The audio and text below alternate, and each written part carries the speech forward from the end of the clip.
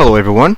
So today I wanted to talk about Steele's point of view on genetics and CSGO and people's opposition to his point of view and people's argument. I'm gonna dismiss some of them. I'm gonna dismiss some of the things that Steele said also, and I'm gonna give my own point of view about this whole topic. So here is a little paint that I did. So there are some things that arguments that people say that are really very silly, and some arguments that people say are also true. So let's see. I've seen a YouTube video of someone talking about peripherals. Okay, he said that a peripheral can influence a player's skill, which is totally true. But here we're talking at an elite level, and we're talking about a very high amount of population, if you want to break down to what differentiates for normal people, not pro people. So when you have a very high N, which is the population in your study, the peripherals become irrelevant because it is a non-factor. There's so many people that the peripherals doesn't influence at a very high high number of people. If you're trying to compare two people and somebody doesn't have a mouse and keyboard, of course he's not going to play good.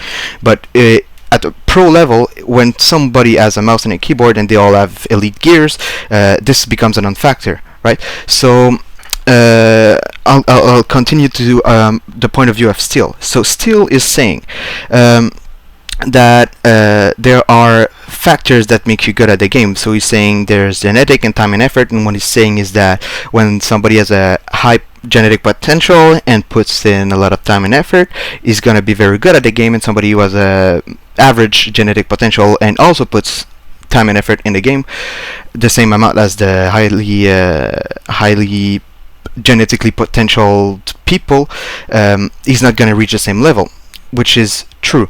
Okay, but the counter argument that I've read a little bit is that people are saying, yeah, but there are different things that make you different good at the game. Like there are different skill set that make you skilled at the game. So this is why I've break down here S. S is the total skill of a player, and the total skill of a player breaks down to different skill set.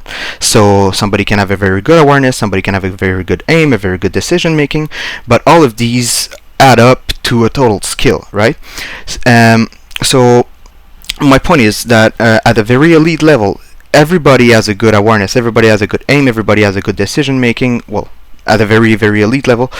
But what I'm trying to say here is that awareness for different position in the team, okay, what makes you pro? So the whole topic is about what makes you pro. So you can be pro by having different skill set. So let's say the in-game leader is very aware, I have a very high decision making, and it is true that in awareness and decision making, genetic does play a role. This is why there are child that are chess prodigy, because at a very young age they are very good at chess, they are very good at decision making, at awareness, at analyzing what is presented to them, and then they also put in the time and effort from a very young age to be elite at chess. Okay, the same thing with sport. There are kids that are very good at sport, there are kids that are nerds. Okay, so my whole point is that what Steele is saying is that the total S of a pro, let's say the total S of a pro is 30. Okay, so you have to have a total skill of 30 is totally it's arbitrary. Okay, that's just a number. Okay, but your total skills needs to be 30, and that 30 can be a different addition of any of those skills. Okay, but if you have 0 in one of those skills, you're never gonna reach 30. Okay, because let's say somebody who has a very good positioning, very good decision making, but aims at the sky, is not gonna be a global elite. Okay, the same way. So all of these skill set break down to these variables here. Okay, this is what I've the little bell curves I've drawn. Okay, this is every variable that influence a particular skill set. Okay, so the skill of a player, let's say for awareness, is and for any of those, okay, but let's just take awareness for an example. So for awareness, somebody can be, as I said, genetically aware. He can also put time and effort. But if somebody is genetically average, okay, and puts in a lot of time and effort, okay. Actually, let me get a different color just so that it's gonna be clear. So he has average high amount of time put in a game, okay. So this person adds up, let's say 2s equals 20. Okay, so he's very good at a game. Okay, but that doesn't make him pro. Okay, the exact same way that if somebody is genetically very good at the game and puts let's say average, and let's say average, he's also going to have s of 20. Okay, but and this like I've tried to put it at the same place, but that would be true, putting them at the same place and equaling the same s if every of these every of these variables add the same weight in the equation. Okay, but what Steele is saying is that the weight of genetic is higher than the weight of time and effort in the equation. Okay, so genetic is more important than time and effort is what he's saying, which is it's impossible to say if it's exactly true or exactly wrong, but the fact of the matter is that if somebody is genetically really good and somebody is genetically let's say average, okay, and they put in the same like the opposite amount of like I've shown here, the opposite, okay, they're both gonna have s of 20. But at a very pro level, at the elite scene, what is happening is that, let's take blue, okay, is that they have high genetic, they put in high time and effort. There's only 24 hours a day for everybody. Okay, you cannot play 25 hours a day, it's impossible. Okay, so if somebody puts in a lot of time and effort, somebody has a high genetic, he puts in a lot of attentions to details, okay, and every other variables you can think of, okay, let's say having a coach or not, and the skill of their coach or whatever. It can be anything you can think of, what they ate the morning, okay. And where cheating comes in is when you add a variable that shouldn't be in, like Adderall. Right, Clownman? Okay, so that's when cheating comes in. But whatever.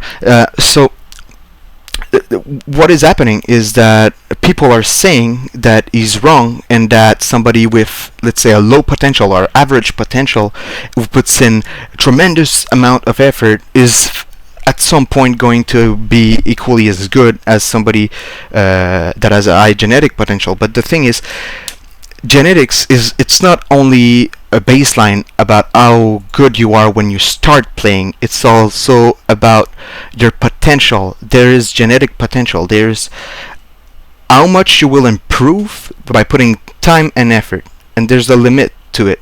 Okay, so I can train all my life to be a goaler. I will never make it to the NHL. Okay, I will never have the reaction time fast enough to catch a puck at 100 miles per hour. But Patrick Roy does, okay? Because he is genetically superior than me at being a goaler, okay? It is the same thing with CS:GO. What makes somebody good are, like as I said, all these skill set, okay? And at the very high level, okay, all of these skill set for a player are maximized, okay. They are very high. They're not, let's not say maximized, let's say they are very high, okay. So every pro player is very aware, every pro player has a good aim, every pro player is good at decision making, technically, except in NAFPL. Shots fired, okay. But what Steele is saying is totally true, but what the opposition is saying is also true. Some of it right, some of it false. The same thing with Steele. So this is the breakdown of how I view it, and how genetic is important, because it is important, but it is not everything. And at a pro level, it is so important because you've weeded out everybody who didn't put in time and effort. You weeded out people with less natural talent at the game. You weeded out people who doesn't pay attention when they try to learn. So at a very, very, very high level, okay, genetics does play a role. This is why, and you see it in sports, and you see it with different skin-colored people. Okay, I'm gonna get a lot of heat for this, but this is totally true, and it's recorded.